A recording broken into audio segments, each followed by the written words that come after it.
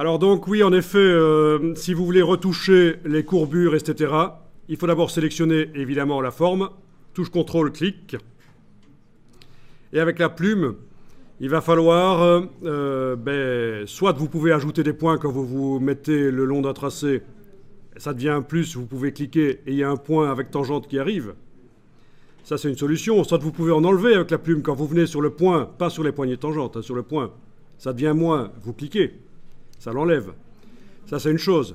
Maintenant, avec la touche Alt, vous pouvez aussi obtenir l'outil qui nous avait servi à casser la tangente. Et bien, ce même outil, quand on l'utilise pas sur une poignée de tangente, mais sur un point d'ancrage, permet de mettre une tangente sur un point qui n'en a pas. Attention, ça fait des nœuds. Parfois, il faut aller dans l'autre sens. Je répète ici. Je veux mettre sur le point, ici au coin, une tangente. Donc, avec l'outil qu'on obtient avec la touche Alt pendant qu'on est avec la plume.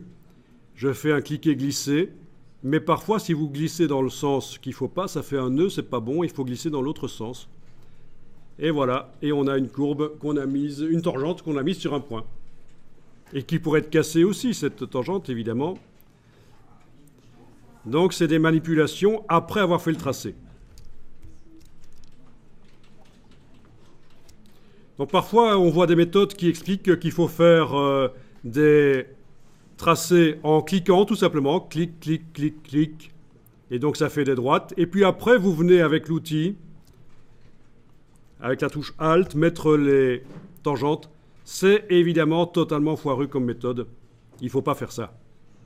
Donc techniquement, vous alliez finalement y arriver, mais c'est beaucoup de boulot, quoi. Autant faire les courbes au moment où vous créez le tracé.